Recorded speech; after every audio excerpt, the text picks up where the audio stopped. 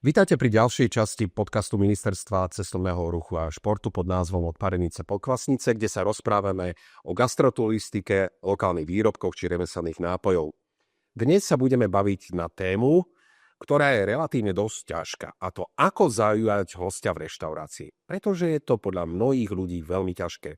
Mojím hosťom je šéf-inšpektor úspešného celosvetového bedekera s názvom Go Mio Slovensko a mojím hosťom je nik iný ako jeho šéf-inšpektor Michal Ondriš. Vítaj u nás. Taká krátka poznámka, poznáme sa už XY rokov, takže preto z tohto dôvodu týkať. Takže poďme hneď na prvú tému. Prečo taký ťažký názov na vyslovenie? Pýta sa ma to strašne veľa ľudí a je to prirodzená otázka, lebo prečítať Gaud and Millau a nepomýliť sa, čiže počúvam Gaud, Millau a tak ďalej a tak ďalej. Je to veľmi jednoduché. V 69. alebo teda tí páni nezačali v 69. ale v 69. sa začal formovať tento bedeker. Oni boli novinári, ktorí mimo iného písali aj o gastre, alebo najmä o gastre. No a volali sa páni Go a Mio. Čiže nemohli za to, ako tie mená sú.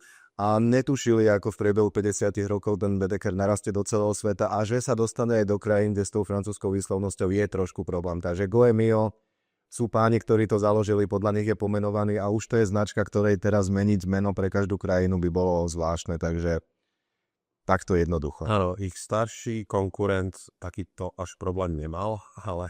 Áno, to sa vyslovuje jednoduchšie, ale ja verím, že si ľudia, však máme za sebou prvý rok, ale že si ľudia na to na Slovensku zvykli.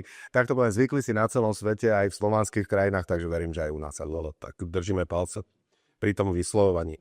A kedy vznikol, sme si už povedali, ale hlavne prečo. Ja, čo si pamätám, prečítal som XY článkov a išlo tam svojím spôsobom o nejakú reakciu na niečo, alebo nejaké hnutie ohľadne francúzskej kuchyne?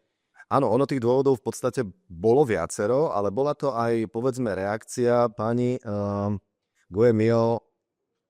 Tom si myslím, že máme niečo spoločné s tou dnešnou dobou, boli strašní fanúšikovia gastronómie. Chceli byť tej gastronómii partnerom, ale zároveň sa im možno trošku nepáčilo jednak spôsoby hodnotenia, ktoré vtedy existovali, ktoré skôr akoby rankovali tých najlepších alebo iba tých najlepších za nejaké zásluhy a etablovanie a zabudali na tých nových objavujúcich sa. A zároveň tá kuchyňa celá bola stavaná na tom, že taká tá stará francúzska, veľmi ťažká, veľmi mohutná kuchyňa, ak to ju nerozhodovali 3 ingrediencie, maslo a maslo, a keby náhodou to bolo treba vylepšiť, tak trošku masla a ťažké obrusy, veľmi pompezný servis. No a asi nám je viacerým komunám je ku gastru blízko, ak nie, tak sa dozvieme, existuje pojem Nouvelle Cuisine, ktorý vlastne vtedy vznikal a pani Go et Mio boli pri vzniku tohto termínu alebo pri jeho definovaní toho desatora, ktoré chcelo tú gastronómiu odľahčiť, priniesť viac k ľuďom. A celým týmto, ak sa zaoberali, tak prišli na to, že my by sme možno mali začať tie reštaurácie hodnotiť, ale trošku iným spôsobom, takým, ktorý nás k ním priblíži a bude partnerom tomu gastru aj tomu čitateľovi. Partnerom gastru tak, že keď ho ohodnotíme a dostane nejaké body, ktoré nebudú len nejakými 3 kategóriami, ale tá kategória bude sama o sebe, že keď je to fine dining, tak sa to hýbe asi tu a ja keď mám bežnú reštauráciu, mám menej bodov, tak sa nemusím tváriť, že som horší. Ja som v tej svojej kategórii a zároveň, keď chcem vedieť, čo robiť lepšie, tak Go et Mio chceli, alebo páni Go et Mio chceli byť partnerom a tak je to dodnes a dať tým reštauráciám aj feedback, ale zároveň chceli byť partnerom čitateľovi, ktorému chceli dať reálnu informáciu o gastre od toho najobyčajnejšieho až po to najvrchnejšie a snažili sa vždy objavovať čo najviac nových a nových reštaurácií, čo sa snažíme aj teraz. Páni Bocuse, Savoy, Ganard, Ducasse, to sú všetko ľudia, ktorí sa stali známymi a vyšvihli sa práve vďaka Go et Mio, čo je úžasné a krásne. Áno, išla ruka v ruke vlastne s tou Nouvelle Cuisine. Presne tak, presne tak. A dalo by sa povedať, že títo dvaja páni zakladatelia boli vlastne ako keby takí prví gastroinfluenceri tých konca 60. rokov? Už mi to vôbec nenapadlo, ale ak si začal povedať, dalo by sa povedať, tak som hneď tušil, že kam pôjdeš, lebo tá myšlienka mi tiež napadla. Ja nemám rád slovo influencer, lebo dnes to spájane s peniazmi, ale teraz to poznáme. Pôvodu slova influencer ovplyvňovať, alebo tá propagácia oveľa širšia, ako si povedal. Presne tak, čiže hej, áno, boli vtedajší influenceri v rámci gastronómie, takže áno, jednoznačne. To by sme mali vlastne ten svet, respektíve tú zakladateľskú krajinu, oni sa akým smerom rozširovali? Ktoré krajiny potom nasledovali? Francúzsko bolo samozrejme prvé, ale potom skoro hneď, lebo v Rakúsko má teraz už, neviem, či tento minulý, nechcem teraz byť nepresný, ale 40 rokov vlastne, Goemio. No a potom pribudali Benelux, Japonsko a medzi poslednými prišli Turecko, Spojené arabské emiráty, Česko, Slovensko, Maďarsko. Tieto 3 krajiny sme teraz mali vlastne prvý ročník a rozširovať sa bude ďalej. Ten plán naozaj je, nechcem to hovoriť teraz presne, ale niekde do roku 2030-35 mať väčšinu tej relevantnej Európy ako by pokrytú v rámci Goemio. Je to teda na základe nejakej licencie, alebo... Jasné. Goemio je licencované a veľmi prísne tým, že oni si naozaj tá centrála a Francúzi, tým, že oni ctia tie tradície, doteraz je fixne dané a ja dúfam a verím, že sa to nikdy nezmení, že Bedeker vždy bude aj v tlačenej podobe, aj keď by už v dnešnej dobe asi nemusel by. A takisto trvajú vždy na tom, že ten, kto tú licenciu dostane. Není to len o tom, že prídem, mám peniaze, kúpim, lebo chcem zábavku, ale je tam naozaj obrovský aj audit za tým, aj tej akoby spoločnosti, ktorá to chce zobrať. A hlavne toho, aby bolo 100% dodržané, že tá firma, ktorá má licenciu a ten šéf-inšpektor, ktorý v danej krajine je, bude dbať na to, aby to hodnotenie bolo také ako na celom svete. Čiže keď má vo Francúzsku nejaká reštaurácia 2 čiapky a na Slovensku 2 čiapky, tak úroveň musí byť rovnaká. Jasné, nie je menu, nie je prezentácia jedál, ale tá úroveň, to, aký máš z toho pocit, on v podstate, to možno ešte poviem veľmi rýchlo, Goemio udeluje vody od 0 do 20 reštauráciám. Keď dostane reštaurácia aspoň 10 bodov, dostáva sa do Bedekra a od 11 bodov je oceňovaná čiapkami. Ale každá tá čiapka od 1 do 5, náš maximum bodov je 19,5, lebo to bolo stanovené ako taká dogma, že 20 bodov nemôže mať nikto, lebo keby si dostal 20, tak by sa ti v podstate stalo to, čo povedal aj Marco Piervajt, že keď dostal 3 hviezdy, tak ich vrátil, lebo to by vlastne znamenalo, že sa nemá kam posúvať. 20 bodov by znamenalo dokonalosť, kde sa nedá nič vylepšiť, takže 19,5 boda je maximum, má ich myslím 15 reštaurácií z 5000 v rámci Francúzska, čiže je to naozaj akoby veľký top. Ale je to krásne odstupňované, že tá jedna hviezdička znamená, že robím trebárs takú tú tradičnú gastronómiu veľmi dobre.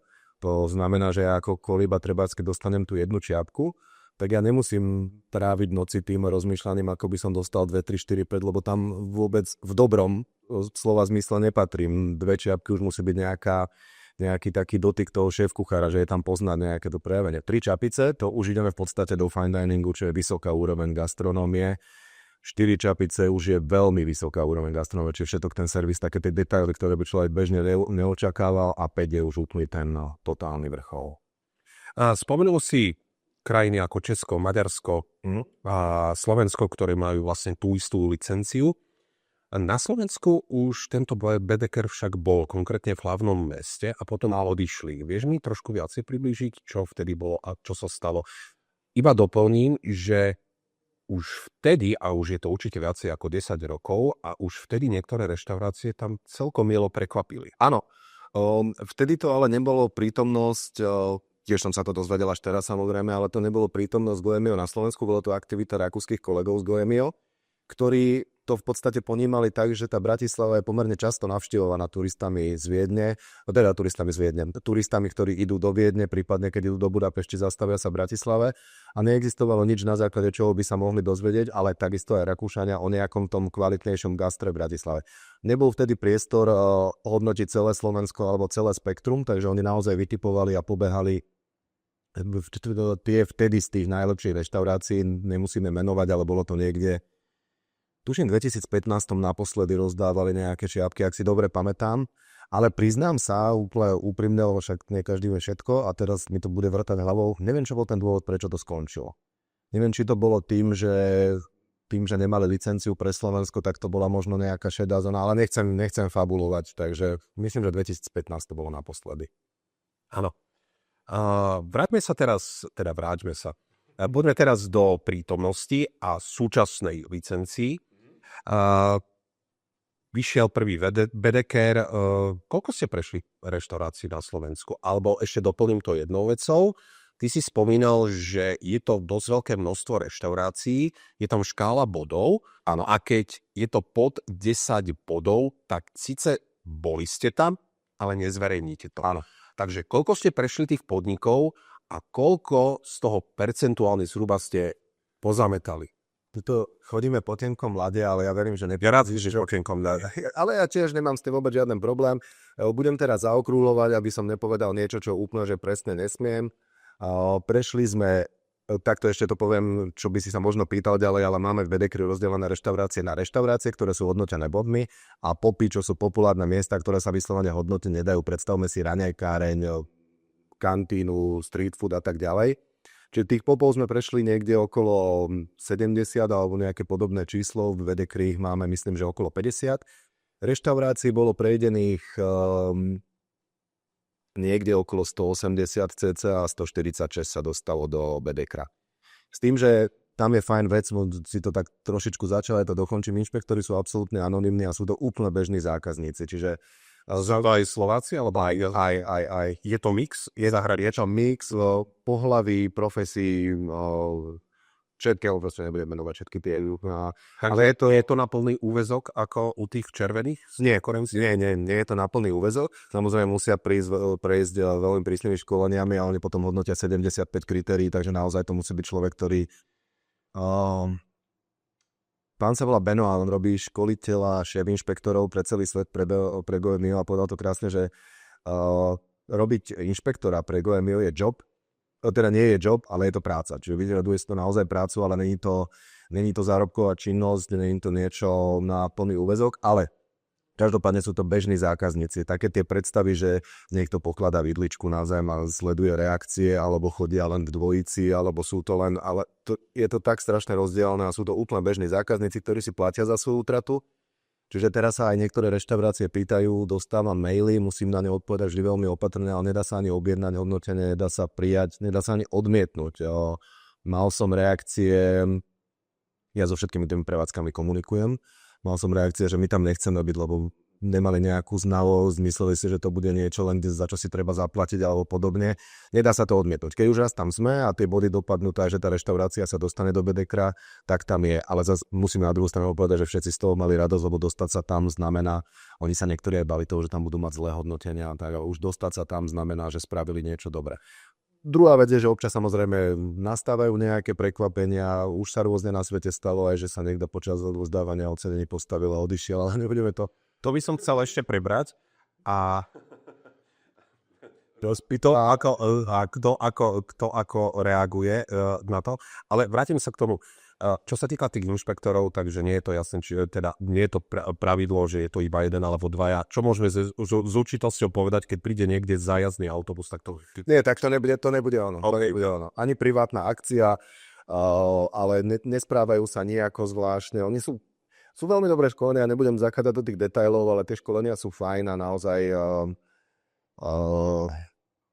Ja sa nemôžem vyhnúť tomu, ako šéf inšpektor by som mal byť absolútne nestravý a pri hodnoteniach rozhodne som a našťastie ten systém aj toho licencovania mi nedáva možnosť niečo ovplyvniť.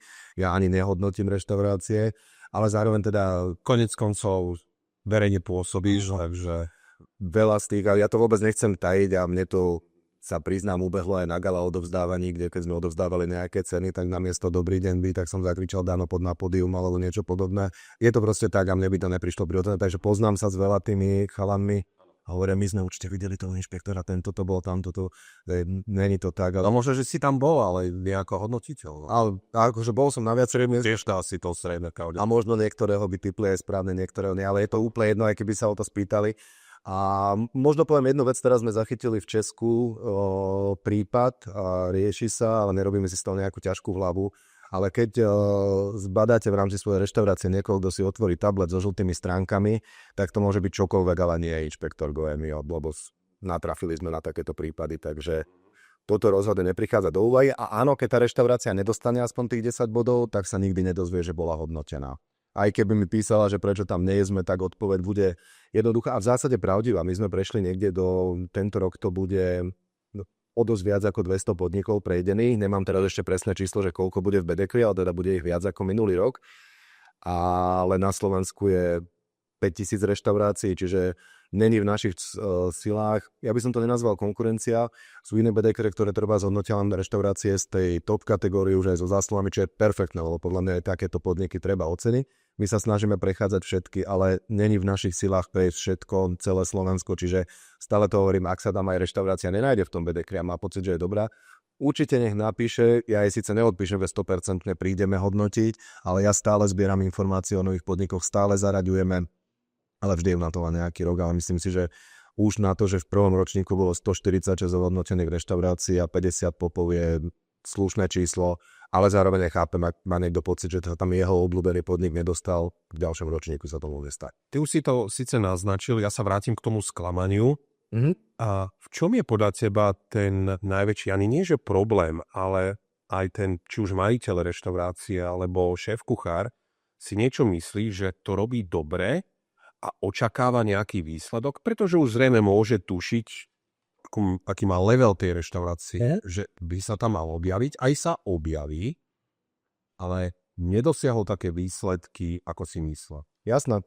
Ja to poviem v podstate, nechcem hovoriť konkrétne príklady, ale môže sa stať, že reštaurácia, a môže si ten šéf-kuchár myslieť, dokonca môže mať aj pravdu, a bol aj prípad, že to tak bolo, že tá jeho kuchyňa je možno jedna z najlepších v krajine, čo aj môže byť pravdou, ale zároveň musíme brať do úvahy to, že ja to poviem na takomto najvzdialenejšom príklade, že keď si japonský turista otvorí ten slovenský Bedeker a zbada nejakú kategóriu tej reštaurácie a pôjde tam, tak on bude očakávať presne tú istú úroveň ako v Tokiu. A tá úroveň nezahŕňa len to jedlo. Povedzme, že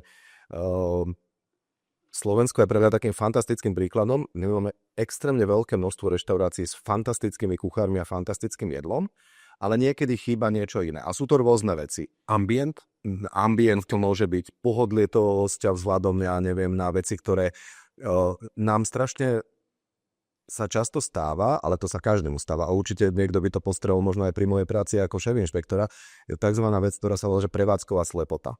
Kedy si ty nevšimneš niektoré veci, ktoré toho hostia ale môžu zastihnúť. Ja som teraz na jednej konferencii o tom práve rozprával a to sú detaily ako hudba. Ešte stále sa na Slovensku stáva, ja teraz nehovorím o fine diningu, ja hovorím všeobecne o všetkých reštauráciách, že ti hrá rádio s reklamami alebo nezaplatená streamovacia služba, kde behajú reklamy. Nepôsobí to dobre. Môže sa stať, že vchod do reštaurácie je extrémne nepohodlný alebo nepôsobí dobre. A toto všetko sa vlastne hodnotí, lebo ten turista, keď z Japonska príde, bezbariérový prístup a bezbariérový prístup, personál, ktorý ešte dodnes sa ti stane otázku, položíš, čo by ste mi odporúčili a odpovede neviem, na čo máte chuť. Keby som vedel, na čo mám chuť, tak sa vás nepýtam, čo by ste mi odporúčili. Že a z takýchto množstva detailov cez čistotu toaliet, pohodlie, vône, hlasitosť hudby, intenzita osvetlenia, toto všetko pôsobí. A áno, je pravdou, ale tam by som zdôraznil jednu vec, že nie Bedeker a hodnotenie, ale tieto veci okolo môžu u zákazníka, ale nie na základe toho, že si to prečítal v Bedekeri, ale to od skúsenosti, pretože tí inšpektori naozaj hodnotia, akú skúsenosť ako zákazník som tam mal, trošku aj dehonestovať tú prácu toho kuchára, ktorý trebárs vydá to absolútne najlepšie jedlo.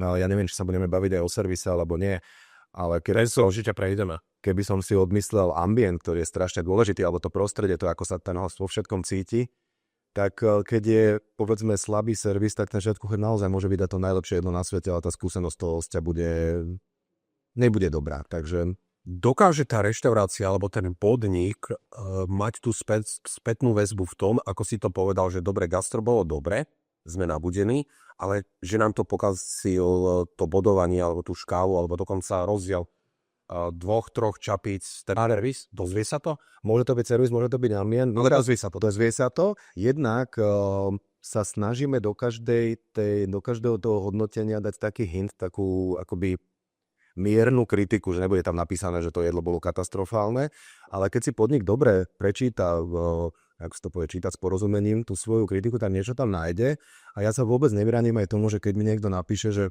no ja som dostal to hodnotenie takéto a ja si osobne myslím, že tak to jedlo máme fantastické, ja niečo dám.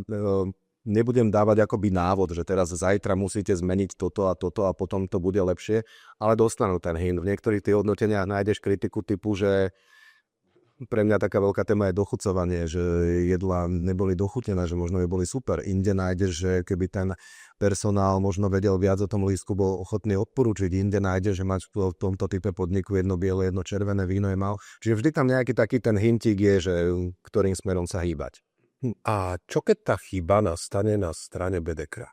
Nehovorím, že len priamo vášho. V minulosti sa to stalo niekoľkokrát. Kopec kuchárov podávalo žaloby.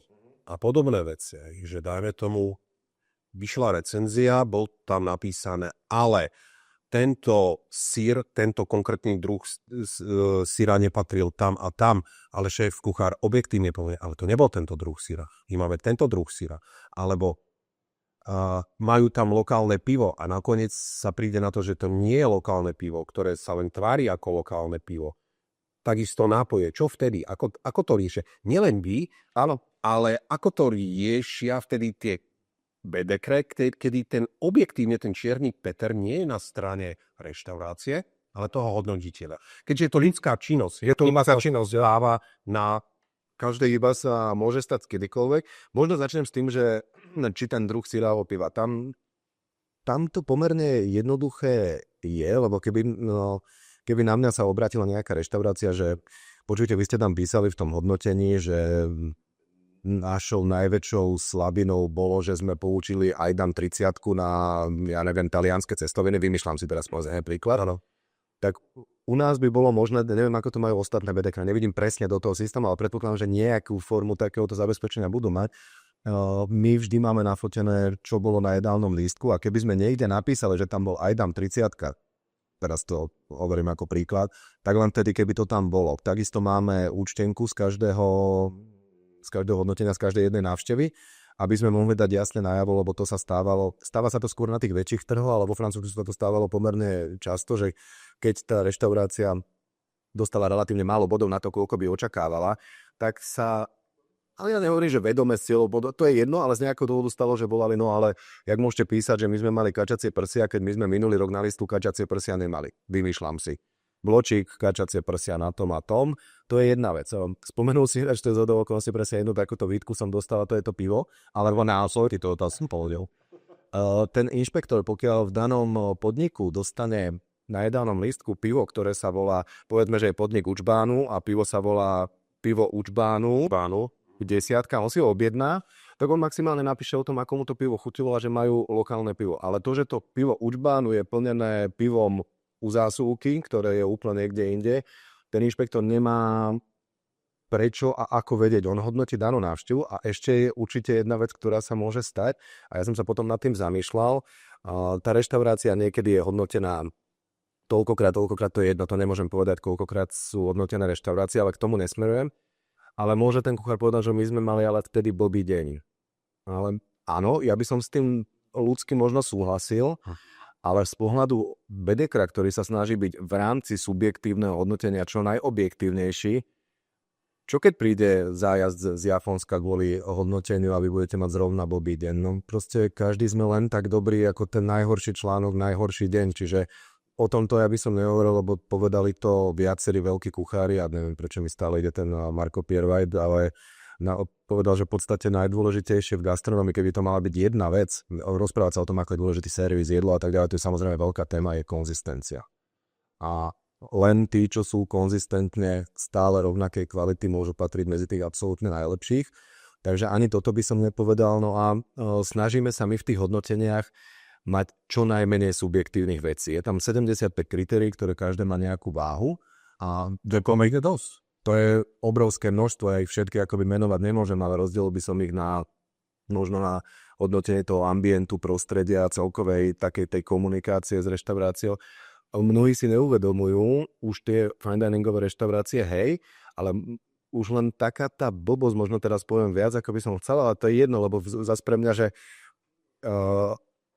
ešte pred možno nejakými 10 rokmi sa všetky bedekre možno brali trošku vážnejšie ako dnes a nechceli prezradiť čokoľvek z toho, ako sa hodnotí, lebo čo keď tie reštaurácie naskval práve to zlepšia a dostanú lepšie hodnotenie. No však to je podstata. Však kto zlepšiť službu? Moja odpoveď je, teraz to poviem trošku do extrému. Ja by som im najradšej povedal všetkých 75 kritérií, vy na nich všetkých zapracujte a budúci rok budete mať všetci 5 čapíc. Lebo čo to prinesie lepšie gastro pre nás ako hosti. Ale teda tým len chcem povedať, že ako veľa vlastne tých parametrov tam je. Na teba ako hostia, na Slovensku možno nie, my nie sme zvyknutí robiť si rezervácie všade, ale celý svet je zvyknutý, keď ide kamkoľvek robiť si rezerváciu. A ja by som sa mal ako reštaurácia, keď diabol je v detailoch a chcem byť medzi tými najlepšími v rámci tej svojej kategórie, najlepšia koliba, najlepší neviem čo, to je jedno. a mne ten host zavolá, tak ja by som sa mal celkom aj zamýšľať nad tým, že kam dám to rezervačné. Dám to, som rušná reštaurácia, dám to do telefónu na bare, ktorý mi niekto zdvihne po 5 razov a zrovna má najviac busy. A ja ako ten host z Japonska, ktorý tam chcem prísť, mám teraz už blbú skúsenosť prvého momentu, keď sa mi nemali čas ani venovať s mojou rezerváciou. A do takýchto detailov, dôležitých detailov je strašne veľa, ktoré sa hodnotia. Ale samozrejme, keď sa príde na jedlo, tak niektoré veci, ako povedzme, že kvalita a čerstvo surovín sa relatívne dajú objektívne zhodnotiť, ale ty samozrejme musíš hodnotiť aj chuť toho jedla. Ale tí inšpektori sú akoby celkom dosť vedení k tomu, že nejdem úplne do tej práce toho kuchára, že rozmýšľam, že na čom to povedať, ale ak použije modrý syr na bielu rybu, tak to asi zhodnotím, ako že toto není úplná harmónia. Ale to, či použil, teraz neviem, či to je, ale je najznámejší taliansky syr, ktorý sa používa na cestoviny a potom je lacnejšia varianta. To, či použil jeden alebo druhý, to ja už akoby úplne nebudem hodnotiť, že spravil nejakú zásadnú chybu. To, že dal smotanu do carbonár, čo sa na sever od Milána robí všade, tiež nebudem hodnotiť ako chybu, lebo je to absolútne normálna a bežná vec. Alebo či že dal hrášok do carbonár, čo spravil v podstate jeden kuchár a potom sa zniesla obrovská kritika. Ja skôr budem hodnotiť to, že či sa tam harmonicky ten hrášok hodí. Čiže snažíme sa, aby to bolo čo najobjektívnejšie aj v rámci tej subjektívnej kategórie, ktorou je jedlo. Keď tam nedá žiadnu sol, tak to zhodnotím, pretože povedať, že hosti do soli je pre mňa jedna z najväčších blbostí na svete. Samozrejme, existujú reštaurácie, ktoré sú zamerané pre ľudí, ktorí majú rôzne dietetické obmedzenia, tak tam jasné, že to môže byť. Takže to už je súčasťou, dajme tomu, tej všímavej obsluhy, ktorá sa opýta, alebo dajme tomu upozorní, ale pozor, sú tam intenzívne chute, ktoré majú tieto a tieto zložky. Napríklad. Vyhovuje vám to, vieme z toho ubrať. Je toto jadrová veda? Nie. Nie. A zase na druhú stranu treba dosálať, pretože ja keď pripravím rybu a neosolím ju, ten host si už nedosolí. Dá si sol na povrch, ale už nespraví to jedlo zaujímavé, čiže povedať, že na schvál solíme menej, pretože host si môže dosoliť, nejedlo sa nedá dosoliť. Dosoliť sa dá chleba s maslom, tam sa rozhodneš, či si dáš. A takýchto vecí je veľa, ale čo najmenej sa snažíme hodnotiť subjektívne. A ďalšou vecou to je jedna z mojich úloh, každý inšpektor. Prepáč, takže môžeš dobre ohodnotiť aj jedlo, ktoré ti objektívne nechutí, v zmysle, že to nie je tvoja šálka kávy. Áno. A pritom je technicky dobre urobená. Áno, lebo ja keď som napríklad inšpektor a vsadím na to, že, lebo není úplne dané, že každý inšpektor by si mal nechávať len odporúčať, čiže nemusí ani reštaurácie teraz brať, že kdokoľvek sa opýta na odporúčanie, tak je inšpektor, a kto sa neopýta, není. To není celkom tak a je to aj rôzne striedané. Ale už keď spravím to, čo ja napríklad robím vždy v každej reštaurácii, poviem odporúčte mi niečo a tá obsluha niečo povie. A ja nechcem byť ten, ktorý povie, dobre, dal som si odporúčiť, ale tak si dám iné a donese mi treba držkovú a ja neznášam držky, tak ja hodnotím akoby kvalitu ochutenia tej držkovej polievky. Nemôžem napísať, že nechutí mi. Čiže každý inšpektor ku každému z tých 75 parametrov, ktoré ešte sú rozdelené na podkategórie a každá má x hodnotení, okrem samotného pridelenia bodov mi musí napísať, prečo tie body dal. Čiže ak niekto chce dať za... Povedzme by, že by nejaká kategória mala 0 až 20 bodov. Není to tak, ale povedzme, že by mala a on niekde chce dať 2 body, čo je strašne málo, čo znamená, že tak nemôže to len spraviť, že vinná karta 2 body. On musí napísať prečo, čo na tej vinnej karte bolo, čo chýbalo, alebo čo tá... a tak ďalej a tak ďalej. Čiže tej subjektivity tam určite je, vždy v každom hodnotení, kritike čohokoľvek, či divadelného predstavenia, vína, jedla bude, ale snažíme sa je tam mať čo najmenej. Ináč, keď už si spomenul tie rôzne spájania chuce a dáme tu tá karbonára s tým hráškom, ja len vtedy som rozmýšľal, vieš, či mám ja najradšej karbonáru? Čo si k tomu dávam? Neviem. Na jedno si nastrúham kyslú horku. A prečo nie? Alebo vysmažím si maličké listočky šalvie. Maličké listočky šalvie sú super. Ja mám na to hrozne rád opraženú strúhanku, ale nie takú tú jemnú, ale keď necháš vysušiť chleba, rozmixuješ ho len mixéri a opražíš to trošku, tak ja to mám rád. A ja poviem jednu vec, ktorú som začal v poslednej dobe veľmi často používať. Hodnotenia sú fajn, lebo chcú dostať nejakým spôsobom to naše slovenské. Máme návštevu. Slovenské gastro aj do zahraničia, čo je pre mňa strašne dôležité, môžeme sa o tom aj porozprávať. Ale v konečnom dôsledku aj tak vždy tú najväčšiu pravdu má zákazník. Ja strašne nemám rád, keď niekto povedal, podľa mňa zákazník by vždy mal dať feedback tej reštaurácii. Ak vidí aspoň trošku záujem o tej feedback, aj negatívny, pretože pre mňa zákazník je jediný relevantný kritik. On je jediný, ktorý má právo povedať, čo robí tá reštaurácia zle a ako by to mala robiť. Takže pravda zákazníka nekončí, že well done steak nerobí? Nie, pravda zákazníka, samozrejme, určite neplatí zákazník, má vždy pravdu, to v žiadnom prípade nie, ale vždy si ho chcem vypočuť a zhodnotiť. Niekto mi povie, že to jedlo bolo hnusné, lebo ste tam použili jahňa, no ale objednali ste si jahňa, tak to není kritika.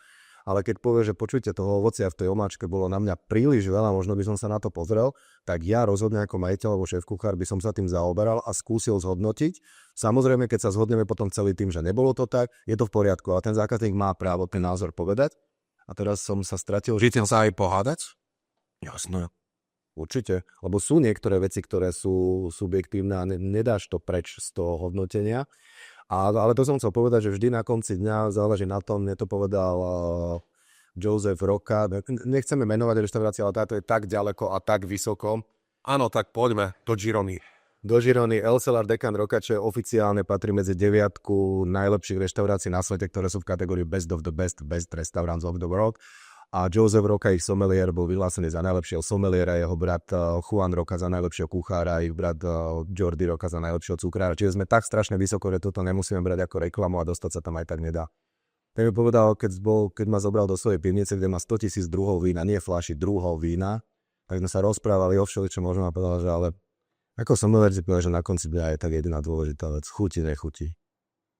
Potom to v podstate je, takže nemusíme sa tváriť dôležito a hľadať všetky nuancy chuti, nechuti je jediné podstatné. Jasné. Chutí, nechutí. Poďme sa od tejto vety posunúť ďalej a ako ťa v tomto prekvapila gastroscéna na Slovensku?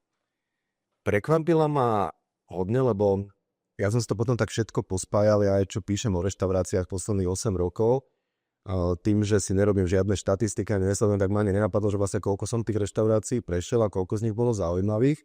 Až sa mi to vynorilo teraz, keď sme dávali dokopy vlastne prvý ročník toho Bedekra.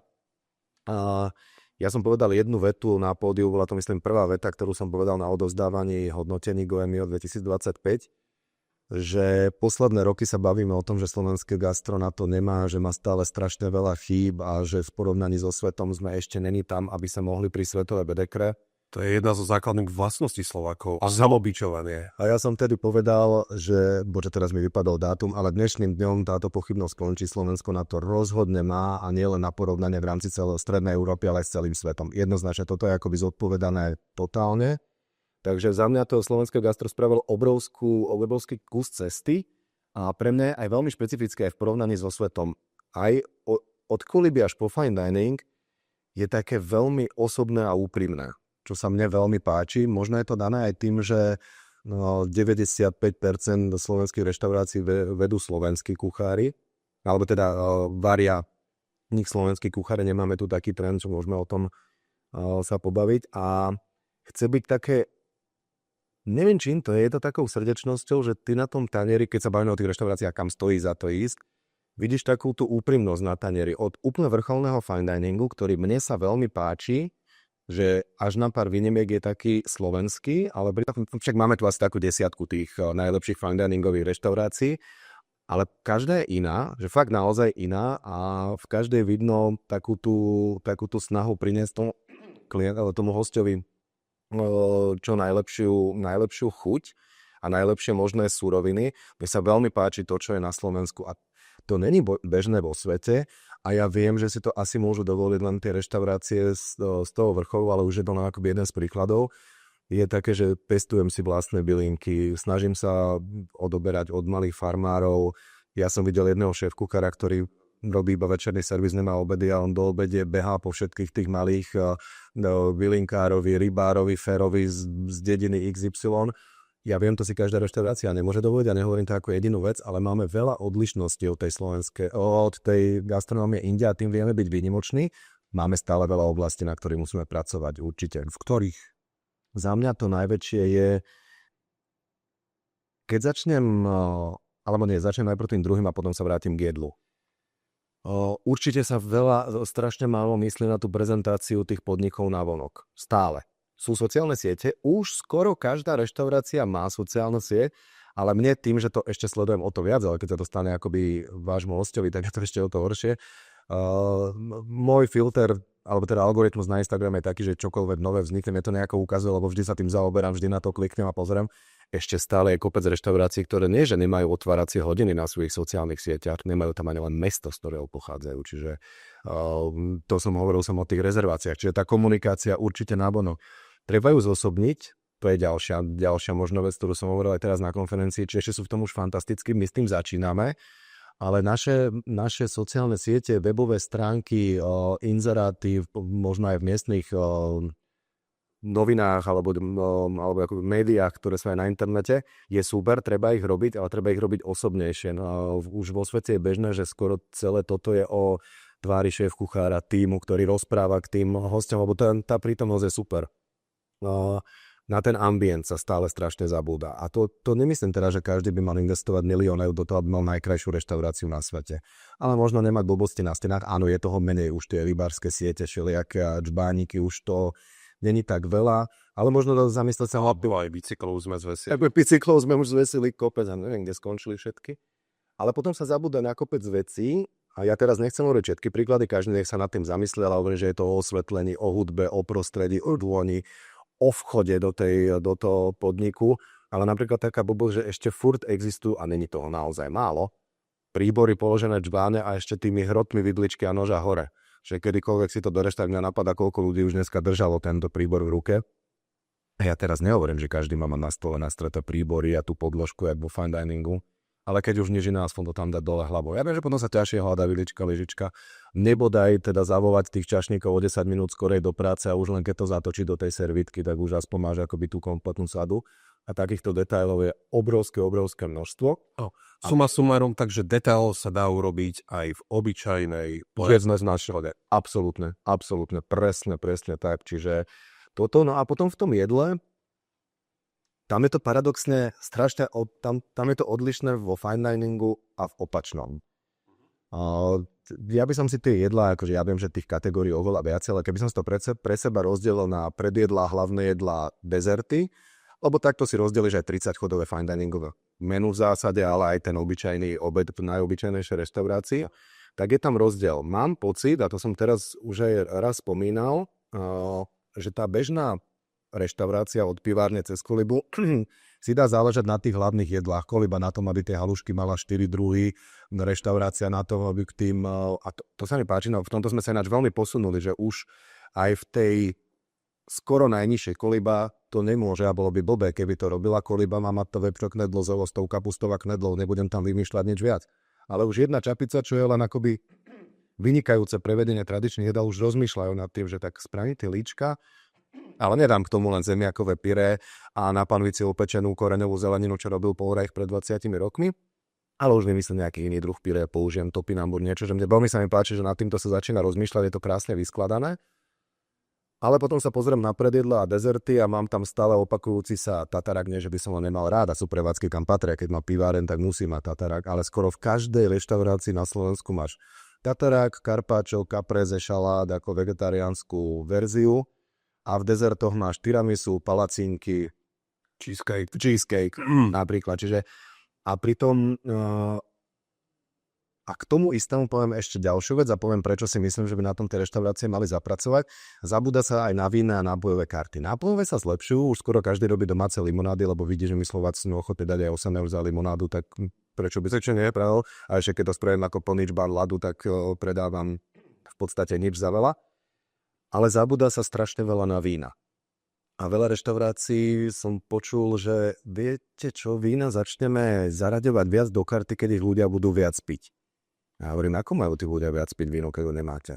Pritom to je perfektný spôsob, ako zarobiť na víne, na predjedle, na dezerte, ale najprv musím trošku zapracovať. Relsom je dosť vysoká marža. Je to vysokánska marža, že je to na nápojoch. Presne, keď je to reštaurácia kategórie 0, 1, 2 čiapky, vôbec nepotrebujem mať vínu kartu s vínami z celého sveta za tisícky eur, ale keď oslovím nejakého distribútora alebo someliera na voľnej nohe, že počúvaj, pomôž mi zostaviť kartu, ja viem skvelé vína kúpiť. Áno, nie za 3 eurá Bordeaux z reťazca, to nedáva zmysel, lebo viac musí stať ten štúpel a tá etiketa a tá fľaša, ale v kategórii do 7 až 10 eur viem kúpiť relatívne fajn víno, dať si na ňom peknú maržu a hostovi viem ponúknuť za super cenu dobré víno, ale kým mu ho nemôžem ponúknuť, tak ho nekúpi. To isté sú, že však ľudia s alergénmi chodia relatívne málo do reštaurácie. Áno, lebo na Slovensku sa cítia ako úplný odpad, pretože si hovoríme, že si to vymýšľajú, ale alergie tu boli vždy, len sa neskúmali, ľuďom bolo zle a nevedeli o čo. Dneska to vedia, ale áno, je toho aj viacej kvôli ječkám a všetkému. Že to sú také tie veci, ktoré keď si povieme, že začneme sa tomu prispôsobovať, keď bude dopyt, no dopyt nebude, kým ho nevytvoríme. A obsluha by mala byť, okrem toho, že obsluha je entertainer pre toho hostia, má ho vtiahnuť do deja. Aj v tej kolibe. Paradoxne tie koliby to často robia, príde tam pani v kroji a vtiahne ťa do toho deja okamžite. Fine dining to robí, ale potom v tom strede na to trošku zabúdame, že tomu hostovi musím dať vedieť. Personál sa neškolí, pritom to není jadrová fyzika, dokonca mám pocit, že dneska dokážu fantasticky pri dobrom manažmente robiť servis a čašníkov ľudia, ktorí nikdy nemali s gastrom nič spoločné. Že stačí, aby ich niekto navedol k tomu, že ty máš toho hostia privítať, usadiť, odporučiť mu, predať mu, pretože si aj zamestnancov tej reštaurácie, čím viac nám tu hostia nechajú peňazí, tým lepšie služby budeme môcť poskytovať pre nich a budeme si to mať lepšie. Odporúčiť mu, doniesť mu, odprezentovať mu, komunikovať s ním, ak to vyžaduje, niekto chce byť ticho a venovať sa mu aj potom, ako dostane tú kávu a dezert, lebo mám často pocit aj vo fine diningu a nielen na Slovensku, že po káve, dezerte ten host umrel. A pritom za mňa si robia srandu, keď ideme niekam, bereme hosti do najlepších reštaurácií na svete, že ja si vždy po dezerte ešte dám pohár armaniaku, ale keby sa o mňa nikto nestaral a už by som sa nevedel nikoho dovolať, tak si ho nedám. A keď máš 50 hostí za deň a otvorené 300 dní v roku a len každý 5 by si niečo objednal, tak si zrátaj tie peniaze, ktoré by si mohol mať, aby si nenechal toho hostia umrieť potom. Pritom, ako sa hovorí všeobecne, gastro to sú centové zárobky. Presne tak. Čiže všetky tieto detaily spolu robia ten celok. A toto myslím, že ešte máme na čom pracovať. Veľmi vyzdvihujem to, že sa snažíme pracovať s lokálnymi surovinami a opačne v tom fine diningu, a to na celom svete, čiže nechcem to teraz kritizovať ako by čisto Slovensko, ale v 75% prípadov najslabší chod z degustačného menu je hlavné jedlo. Alebo teda mäsový hlavný chod. A mám pocit, ja neviem, či sa, teraz si robím samozrejme srandu a keď to budú počúvať kuchári, tak mi potom povedia, že nemám pravdu, ale naozaj ešte doteraz, keď sa mi stane, že hlavný chod je vrcholom toho večera, tak som vyslovene prekvapený. Stalo sa mi to teraz nedávno dvakrát na jednej akcii, ktorú sme robili v rámci Goemio a v jednej z najlepších reštaurácií sveta, ale väčšinou je to o tom, že extrémne, a v tomto sme na Slovensku fantastickí, v tých prvotných snekoch, takých tých malých jednohúbkových sa vieme vyhrať tak, že tie chute úplne bombe a vieme mať fenomenálny chlebový chod. Dokonca už aj v tých dezertoch sme fakt, že dobrí. Ja si pamätám jeden marhulový dezert v jednej z tých slovenských fine diningových reštaurácií, nechcem menovať, a to bolo pre mňa tak obrovské prekvapenie, že oni dlho sa hľadali v rámci tých dezertov a potom to prišlo a odtedy s tým naozaj pracujú, ale musím povedať, že všetci. Ale ten hlavný chod často býva, že ako keby, ja netvorím to degustačné menu, občas som tvoril, keď sme robili nejaké akcie, že tie sneky, to obrovské množstvo práce, potom predjedol nám tam nejakú fantastickú rybu, vieme sa pohrať s tými omáčkami, so všetkým a hlavný chod, čo dám, daj tam wagyu a niečo k tomu vymyslí. A tým to vlastne končí. Není to tak vždy, len hovorím, že toto je napríklad vo fine diningu ten bod, kde sa vedia stratiť body a stáva sa to relatívne často. Je podľa toho ten fine dining ešte, alebo nie, ešte inak sa spýta. Občas tak porovnávame to Česko, Slovensko. Aké sú tie rozdiely? V čom sme my lepší, v čom sú oni lepší? Od toho street foodu až po tú najvyššiu. V street foode, ja by som povedal, že v tom street foode ani nie sme nejako úplne veľmi odlišní, aj keď tú českú street foodovú scénu nepoznám až tak dokonalo, ale mám pocit, že od doby, kedy aj tu začal street food, už to není len o tých vyslovene hamburgeroch. Nemám nič proti hamburgeru, zdá sa mi, že to obdobie je extrémne dlhé a je toho strašne veľa. Ale kým to má hostí, ja som za všetko, čo hostí má, ale nie som úplne, že najväčší fanúšik, aj keď dobrý burger je jasné, že dobrý. A to isté mám pocit aj v Čechách, že už aj na Slovensku, aj v Čechách, keď sa deje nejaká street foodová akcia, vieš si dať v street foode aj normálne jedlo, myslím, že je to akoby vyskladaný nejaký chod, vieš si dať tie etnické kuchyne najrôznejšie. Čiže ja si myslím, že v tom street foode sme fajn a dokonca si myslím, možno budú mi ľudia protirečiť aj keď budem hovoriť o ďalších kategóriách, nemyslím si ani, že cenovo by sme boli nejako vzdialení od seba v tom street foode. Mám pocit, že je takéto ustálené, že takých 10 eur za street foodové jedlo, ktoré je, že sa akoby nájem, že nie je to, že jednohúbka, je normálne. To, že niekde niečo vyskočí a je to extrémne drahšie alebo extrémne lacnejšie, to je asi všade. To je, aj auta nemôžeš hodnotiť, je auto drahé, alebo nie, tak jedno stojí 100 000 eur, jedno 6 000 eur, ale obidve majú 4 kolesa, volanda, motor, že najesť sa, čiže veľmi ťažko je porovnávať, že je niečo drahšie alebo lacnejšie, alebo povedať, že by všetko malo stať 5 eur. No, nemalo, keď som dostal raz takú reakciu, že ako môže stať menučko viac ako 5 eur, keď ja zbehnem do reťazca, za 3,50 nakúpim suroviny, tak mi ešte ostáva 1,50 € zisk. Neostáva. A to možno poviem aj pri tom drahšom, lacnejšom. Neostáva, pretože museli sa nakúpiť stroje, musia sa platiť ľudia, musia sa platiť dane, tie stroje sa aj kazia, treba ich opravovať, musím opravovať stoly, musím to tam prestrieť. Tých nákladov, prenájom samozrejme som ešte nezaplatil, je strašne veľa. Áno. No a teda pýtaš sa na Česko, na Slovensko. Nesúhlasím s tým názorom, že české gastro je oveľa lepšie. Teraz nechcem povedať, že je oveľa horšie, len mám pocit, a ja do toho tiež sám občas pri nejakej krčmovej debate sklznem, že Česi majú tú gastronómiu oveľa lepšiu. Sú oveľa ďalej v jednej veci a to je taká tá klasická hospodská gastronómia. Ja teraz poviem niečo, čo sa možno nebude ľuďom páčiť, alebo to vystrihnete, že prečo to tak je, že oni tie klasické hospodské krčmy majú možno, že lepšie ako my, alebo viac. Skôr mám pocit, že vypuklo je to tým, že je ich oveľa viac a sú také známe okolo toho veľký hype.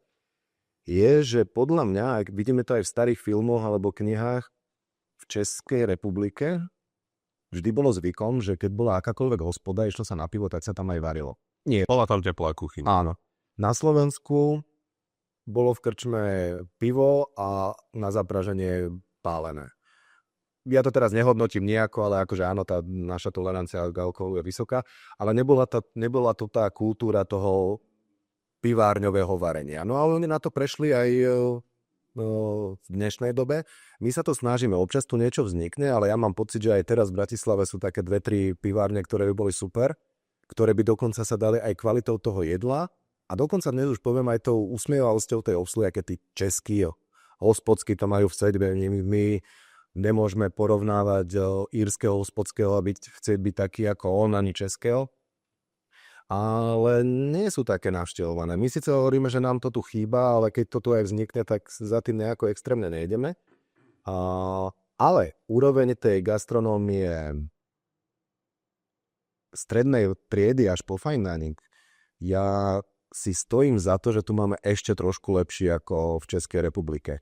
A to je práve kvôli tomu, že mám pocit, že to robíme s takým viac srdcom. Ja teraz vôbec nechcem povedať, že v Česku nie sú fantastické reštaurácie, kde sa vždy teším a je to tam srdečné. Ja to teraz porovnávam tak plošne ako osoba, ako Mišo Ondriš. Takže v tomto sme naozaj výborní. Tie ceny Bratislava není lacná, len ja akoby z pohľadu aj BDK musím hodnotiť ten pomer ceny, kvality a ten výkon v porovnaní s celým svetom. Lebo ten BDK je tu aj na to, alebo dokonca by som povedal hlavne na to, aby prezentoval tú slovenskú gastronómiu v zahraničí, priniesol sem turistov, ktorí sem prídu, minú tu peniaze a pomôžu aj štátnemu rozpočtu, lebo keď sem niekto príde aj kľudne aj kvôli tej najlepšej slovenskej reštaurácii, tak on sa niekde ubytuje, kúpi si suvenír, pôjde na kávu, na zmrzlinu a nechá niekde si dá raňajky, niekde sa ubytuje a tak ďalej. Takže v porovnaní s tým, čo tu človek dostane v tých dobrých reštauráciách, v porovnaní so svetom sme na tom dobre. Áno, ja viem, že v porovnaní s našimi platmi je to dosť, len bohužiaľ, keď sa zoberú všetky tie veci, ktoré som spomínal a nájomné, ktoré je šialené v Bratislave, zas potom by sa mohol povedať, prečo je to nájomné také drahé a to už by sme boli v debate na hodiny a hodiny. Ale je pravda, že ak tá reštaurácia chce poskytovať to výborné jedlo v Bratislave a už je ich veľa, ktoré chcú aj výborný servis poskytovať a ten servis sa musí zaplatiť a platiť by sa mal a už to našťastie začína byť aj tak platiť so všetkým, odvody sú obrovské, že to prostredie pre tie reštaurácie tu není ľahké, tak tá cena nemôže byť o moc nižšia. Potom sa niekto spýta, že dobre, ale prečo české vývarovne stále dokážu dať dobré jedlo za 6 eur, alebo občas tá piváreň povedzme za 9 a u nás to musí stať 14. No je to aj tým, že Praha je väčšie mesto.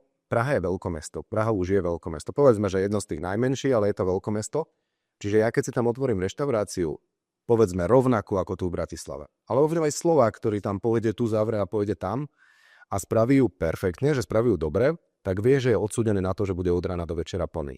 Tým pádom si môže dovoliť mať aj trošku nižšie ceny. Tým, že na Slovensku tá kultúra chodenia do reštaurácie není tak vysoká a tých turistov je tu menej, tak nežiaľ. Zo zákona ti ako podnikateľovi vyplýva vykonávať činnosť za cieľom dosiahnutia zisku. Ja by som chcel povedať jednu vec, tí reštaurátori, tí podnikatelia, tí majitelia, oni sú z mesa a kosti ako my všetci ostatní. Každý z nás potrebuje mesačne nejaký príjem, aby dokázal uživiť rodinu. A pre toho podnikateľa je to ten zisk, čiže on ho musí vykazovať na to, aby mohol fungovať. Ale on ešte okrem toho, že musí vykazovať, musí živiť všetkých tých zamestnancov, mal by ich živiť správne a dobre, aby tí dokázali poskytovať dobrý servis. A s tým, koľko on môže rátať hostí v svojej prevádzke, tak tá cena musí byť nejako nastavená. Ja teraz tým neobojujem a nehovorím, že chcem, aby všetky jedlá v Bratislave. Že tu radšej na maržu a v Prahe viacej na objem. Áno, pretože tam ti povedzme stačí nižšia marža, neviem, aké sú presne nájmy v Prahe, ale ja to neobhajujem, tie ceny sú relatívne vysoké v porovnaní s tými platmi, len treba za tým vidieť aj to B. A tá vývarovňa si možno môže dovoliť, ja mám svoju obľúbenú, kam chodím na pečené kura s rýžou a kompotom a stojí 6 eur, čo je ďaleko menej ako najlacnejšie menu, povedzme v tých kvalitnejších reštauráciách. Ale zase tam je to o tom, že stoja 3 dámy, fantastické, milujem ich a niektorí hovoria, že sú nepríjemné. Oni sú presne také, ako ťa zbarajú v tých dverách. Keď si ty naladený zle, tak ti dodajú vyžrať. Keď máš úsmev, tak je to nádhera. A oni tam stoja za tým pultom a proste nahadzujú to jedno za druhým, otvorení sú do druhej, majú lacný nájom, tak áno, môže to stať 6,50, jasné. Prebrali sme tým pádom súčasný stav a ako vidíš tie trendy ďalej? Dajme tomu, ako vidíš rok 2026 na Slovensku? Ktoré trendy by mohli byť lepšie, ktoré by mohli vystreliť? V prípade fine diningu ty sa zaoberáš jednou časťou Európy, kde je dosť taký známy uvoľnený fine dining. Neviem, či ešte u nás či príde, alebo tak. Myslím teraz na Royal Punk, kde sú uvoľnené, je že mravy, ale že neberie sa to tak vážne. Kopec prekvapení je tam. Áno. A ten stred a dáme tomu aj tie bistré, respektíve aj tie vývarovné. Kde je ten trend? A môžeš aj v súrovinách. Ja dúfam a mám pocit, síce stále veľmi opatrne, začnem od konca, povedal si tie súroviny. Áno. Ja veľmi chcem a veľmi fandím každej reštaurácii a ktokoľvek, s kým sa o tom rozprávam, nebojte sa robiť ešte viac, čo sa začalo, a to je zaraďovanie tých rôznych surovín, ktorých sme sa buď báli, alebo sa nepoužívali. A teraz nemyslím len topinambur, kvaku a podobné, na ktoré sa zabudlo. Určite ich treba všetky prinášať. Ja dulu vidím stále viac. Konečne sa začínam pracovať aj s egrešmi, však to je naša surovina. 30 rokov s tým nikto nič nerobieš. Či mám najradšej egreša? S čím? S pečenou jaternicou. Ježiš, nejedol som, ale predstavujem si tú kombináciu. Jaternice, konečne som začal vídať tlačenky na menu reštaurácií. Pracujeme s týmto, srdiečka sa znova vrátili teraz v jednej reštaurácii. Zas ich bolo málo, bolo také chvíľočku, bolo, že aj áno, aj ľuďom to strašne sa páčilo, potom jedna reštaurácia, ktorá bola v tom taký priekopník, zavrela a nikto sa k tomu nevrátil. Vráťme sa k vnútornostiam. Podľa mňa, ja viem, že a možno by sa chvíľku uživila z nás bláznov, ale ja viem, že si nemôže každá reštaurácia dovoliť 6 z 8 jedál dať vnútornosti. Ale dať jedno, skúsiť tú tlačenku alebo tú jaternicu na nejaký špeciál, čiže vracajme sa ešte viac k tomu. To začalo to a ja verím, že toto bude ďalej pokračovať, že aj tie suroviny. Mne sa veľmi páči, že sa nám, a toto si myslím, že bude ešte väčší trend a dúfam, že aj vďaka tomu, čo som písal, aj Bedeker rozprával, že reštaurácie budú fungovať ešte viac koncepčne. Za tých 10 rokov sa to zmenilo, lebo povedzme si pravdu, pred 10 rokmi, a pasta na turistov je ešte jedna vec, ktorú spomeniem za chvíľku, z toho som bol prekvapený, keď som sa sám so sebou rozprával, ale pred takými 10 rokmi bol trend, že otvorím si reštauráciu a na menu musí mať všetko, lebo musím uspokojiť každého, kto pôjde okolo, čiže musí mať pizzu, musí mať cestoviny, musí mať ryby, samozrejme hlavne lososa a nie slovenské ryby. toto nám pomaličky začína miznúť, že tie reštaurácie majú koncepty. Ja som taliansky, ja som ázijský, ja som fúzia, ja sa zaoberám slovenskými surovinami, čiže tohto je stále viac a je to super. Ja teraz nehovorím, že majú zavrieť všetky reštaurácie, ktoré majú viedenskú roštenku, palacinky a tak ďalej, lebo aj to je fajn, ak to robia dobre. Ja viem v Bratislave minimálne o jednej, ktorá pre mňa je absolútnym skvostom, väčšinou keď máš obrovský široký jedálny listok, tak sa to nedá robiť dobre. Dá, neviem ako, nerozumiem tomu. A asi ani nechcem. Tak výnimka potvrdzuje. Áno. Takže myslím, že táto koncepčnosť bude to, čo pôjde ďalej. Vo fine diningu to bude ešte viac venovanie sa tým základným surovinám, že mne sa páči a to v podstate bola aj taká tá prvá myšlienka Nouvelle Cuisine, ona ešte vtedy tak v tých začiatkom 70. rokov nebola definovaná, ale dnes ten fine dining skoro na celom svete, jasné nejaká Monte Carlo reštaurácia, ktorá je známa tým, že vždy tam bude steak rosiny, k tomu nemôže úplne prejsť, ale to je zase ten koncept. Ale väčšinou ten fine dining prechádza k tým absolútne najjednoduchším surovinám, že už to není všade len o humroch, kaviároch, foie gras a neviem čom podobnom, ale skôr tie chody. Ja si doteraz najviac, keby som išiel akoby na tú celosvetovú gastronómiu, pamätám dve jedlá, pamätám si ich strašne veľa, ale Vassiete Champenoise, čo patrí medzi najlepšie reštaurácie sveta, od Goemio má 19,5 boda, čiže jedna z tých veľmi málo. A chod bol na 5 tanieroch prezentovaný a bol z jednej suroviny, z paradajky, z ničoho iného. A hrášok Velselar Decanroch, kde opäť bol len hrášok. Čiže takáto tá jednoduchosť, to je ten trend v tom fine diningu a predpokladám, že pôjde ešte ďalej. A páči sa mi, že na Slovensku, lebo bol som teraz v jednej reštaurácii pri San Sebastiane, ktorá je hodnotená ako jedna z najlepších, ale pokiaľ nie si blázon do gastronómie, tak máš sklamanie. A potom som si aj pozeral ich hodnotenia od ľudí, lebo nebola o tom, aby ti to chutilo, ale bola o tom, aby si spoznali, jak chutí penicilinová pleseň a podobne. Zaujímavý zážitok, ale ako zákazník, ktorý si prečíta, že má takéto a takéto hodnotenie od týchto a týchto bedekrov a idem sa tam fantasticky nájsť, tak to tam nedostaneš. Ale na Slovensku mám pocit, že sa tým kuchárom darí, že aj keď idú do toho zjednodušovania, tak stále s výbornými chuťami a s výbornou emóciou. A tým, že to robia s tými našimi surovinami, tak je tam príbeh, sú tam spomienky na detstvo. Ja nezabudnem z minulého roku na, nebudem hovoriť reštaurácie, ale variáciu telacích vecí, alebo rôzne spracovaných lístkov a byliniek, o ktorých som v živote nepočul a dozvedel som sa, že v podstate nič tradičnejšie tu nikdy nebolo. Pod Tatrami u jedného pána, ktorý s tým vie fantasticky pracovať.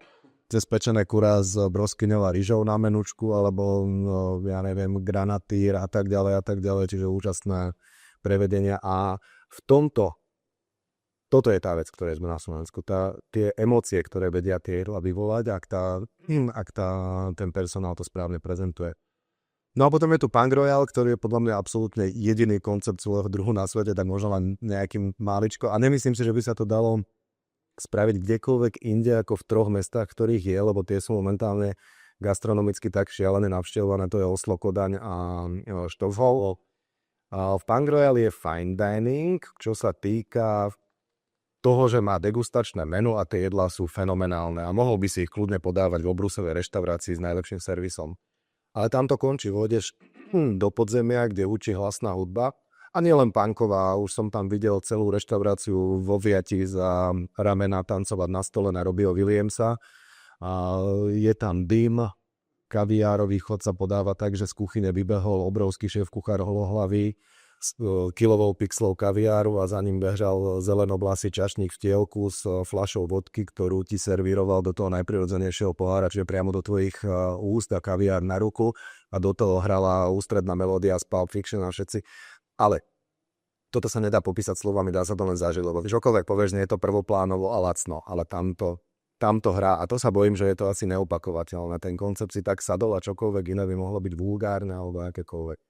A tam sa teda jedlá jedia od toho, že vylizuješ tanier s foie gras, od toho, že sa 5 bavíte pri stole a zrazu ti v ústach doslovne pristane lyžička, ktorú ti tam strčí obsluha bez toho, že by si to očakával.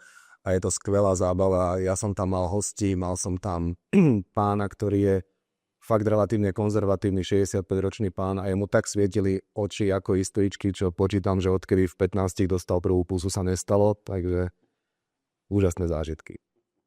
Takže takto. A okrem toho, Jednou z takých ďalších možností, čo sa vlastne aj deje vo svete, je vlastne organizovanie takých malých súkromných zájazdov do známych reštaurácií, kde sa urobí presný program a podobne. Dá sa takýto koncept pre zahraničných hostí, ktorý je tým pádom ako keby aj mimo tých bedekerov, lebo bedeker to je jedno.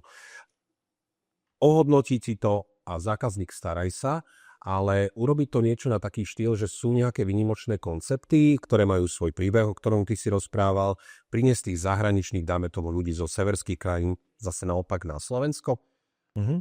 Ja by som to... Je na také niečo projekt, respektíve je na také niečo tu na nejaký ten priestor, či už čo sa týka lokalít na Slovensku alebo konkrétnych podnikov?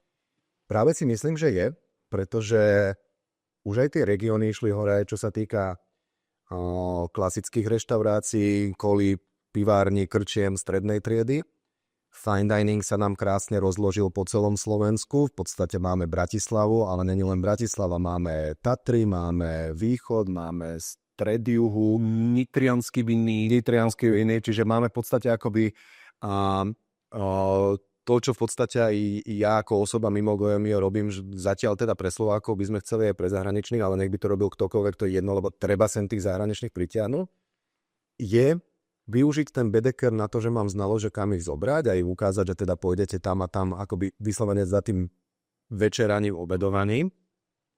Ale do toho, tým, že máme toľko tých malých producentov a výrobcov, alebo aj vinárov, ty vieš spraviť fantasticky zaujímavú vinnú cestu, úplne inú, ako spojenú s gastronómiou. Teraz sme také robili, kde sme boli v Suchej nad Parnou jedného vinára, ľudia tam ochutnali syry, pozreli si výhľady, pochopili, jak sa robí naturálne víno a že to není nadávka, ale že je to v podstate to, ako sa to robilo vždy, akurát tam necpem chémiu.